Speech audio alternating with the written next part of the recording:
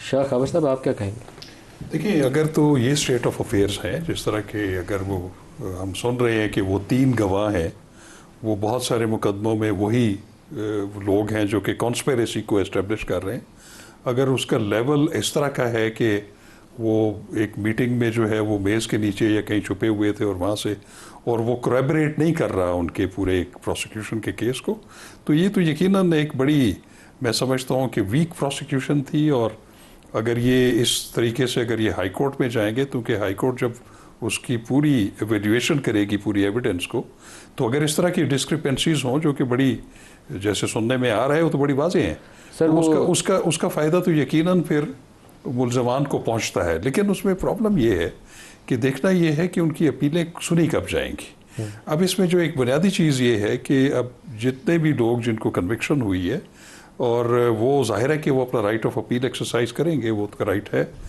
लेकिन उसमें ये देखना है कि वो उनका जो नंबर कब आता है, क्योंकि पहले से अपीलें पड़ी हुई शाह है। साहब, लेकिन जिस तरीके से एक सब इंस्पेक्टर को बनाया गया गवाह को मेज के नीचे छुपा था, एक पुलिस वाला पर्दे के पीछे छुपा था, कॉन्फिडेंस इंस्पायरिंग नहीं है। एक पुलिस वाले को पता चला कि वो चक्री में मीटिंग है और उसको किसी ने बड़ी राजदारी से बात बताई। मैं ये कह रहा हूँ कि ये ये वो स्टैंडर्ड है एक वीक एविडेंस का, जो कि नॉर्मली हाई कोर्ट्स में जो है उनको जो है वो बिल्कुल सेट, वो ब्रश असाइड कर दिया जाता है।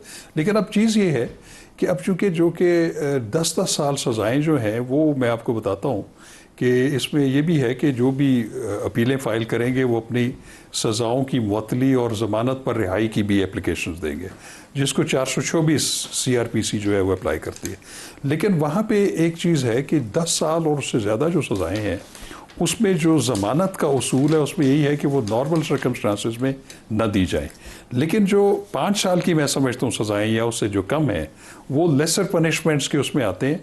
तो वो नॉर्मली एपेलेट कोर्ट्स जो हैं वो अपीलों की पेंडेंसी के दौरान उसमें ज़मानत दे देते हैं। और तो ये 10 साल वाले जो है इनकी ज़मानतों के मेरा ऊपर ख्याल है इशू कि वहाँ पे थोड़ा सा उनके लिए मुश्किल होगी।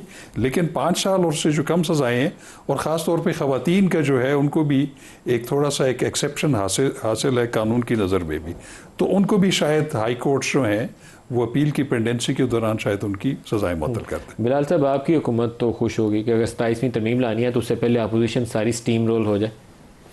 नदीम साहब, बात किसी भी तरमीम की या ये नहीं है, बात बुनियादी तौर पर यह है कि 9 में तो हुआ। अब ये तासर पीटीआई देने की कोशिश करती है जैसे 9 में कोई होक्स है, जैसे 9 में कोई बनाई हुई चीज़ है। वाज़े बात है और ये एडमिटेड फैक्ट है कि एक शख्स गिरफ़्तार हुआ जो इनका बानी है, और उसके फ़ौरन बाद इनकी जमात की ये पॉलिटिकल फेसेस इन्हीं के जमात के कारकुनान को लेके, इन्हीं की जमात के झंडे लेके शहर शहर में बाहर निकले।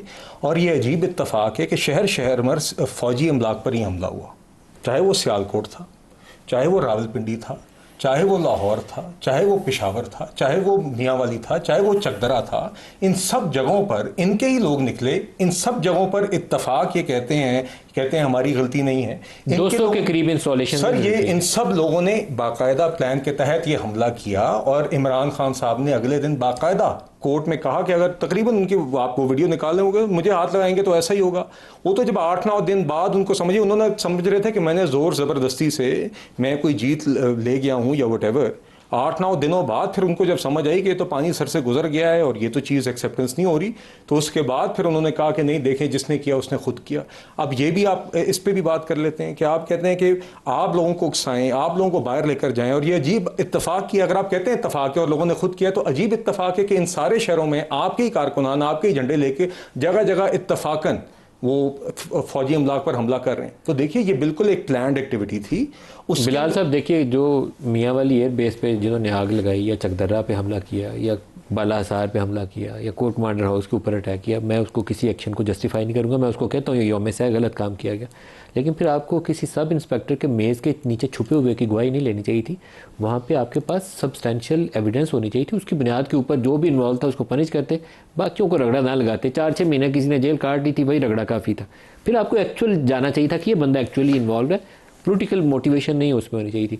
अभी जब आप सब इंस्पेक्टर की गवाही के ऊपर साइन देंगे ना, तो वो पॉलिटिकल मोटिवेशन। मैं नदीम साहब, मैं किसी भी स्पेसिफिक केस के ऊपर, उसके फैक्ट्स के ऊपर मैं कमेंट नहीं करना चाहता, क्योंकि फ्रैंकली आई डोंट, मैं कहूँ कि आपके सामने मैंने एक केस पढ़ा हुआ है, आप उसके ऊपर बहस कर सकते हैं कि इस केस में लीगल टेक्निकलिटी ये वो। मैं तो आपको एक ओवरऑल बात बता रहा हूँ कि इमरान खान साहब गिरफ्तार होते हैं, पीटीआई ने प्लान के तहत, इनके लीडर्स ने और इनके कारकुनान ने ये हमले किए, ये हमले उन्होंने शहर शहर में किए, ये प्लान था। बाद में इसका तकरीबन इमरान खान ने उसकी कामयाबी की एक स्टेटमेंट अगले दिन जारी की।